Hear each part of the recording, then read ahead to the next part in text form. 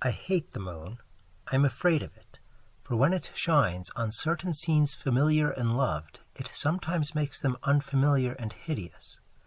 It was in the spectral summer when the moon shone down on the old garden where I wandered, the spectral summer of narcotic flowers and humid seas of foliage that bring wild and many-colored dreams. And as I walked by the shallow crystal stream, I saw unwonted ripples tipped with yellow light, as if those placid waters were drawn on in resistless currents to strange oceans that are not in the world.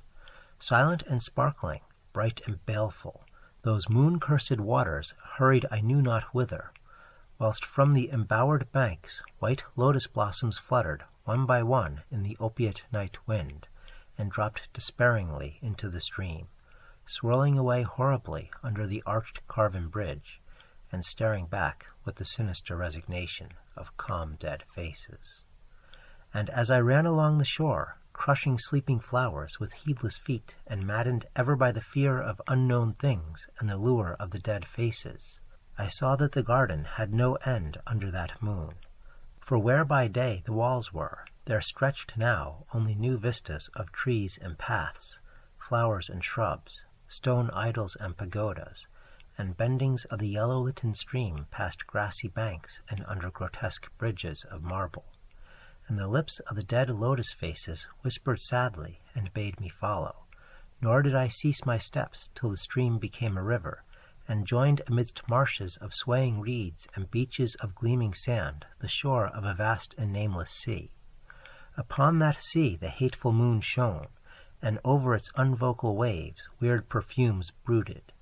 And as I saw therein the lotus faces vanish, I longed for nets that I might capture them and learn from them the secrets which the moon had brought upon the night.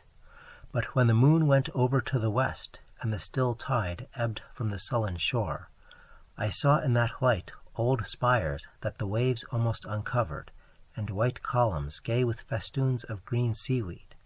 And knowing that to this sunken place all the dead had come, I trembled and did not wish again to speak with the lotus faces. Yet when I saw afar out in the sea a black condor descend from the sky to seek rest on a vast reef, I would fain have questioned him, and asked him of those whom I had known when they were alive. This I would have asked him had he not been so far away, but he was very far, and could not be seen at all when he drew nigh that gigantic reef. So I watched the tide go out under that sinking moon, and saw gleaming the spires, the towers, and the roofs of that dead dripping city. And as I watched, my nostrils tried to close against the perfume-conquering stench of the world's dead. For truly, in this unplaced and forgotten spot, had all the flesh of the churchyards gathered for puffy sea-worms to gnaw and glut upon. Over those horrors the evil moon now hung very low, but the puffy worms of the sea need no moon to feed by. And as I watched the ripples that told of the writhing worms beneath, I felt a new chill from afar out whither the condor had flown, as if my flesh had caught a horror before my eyes had seen it.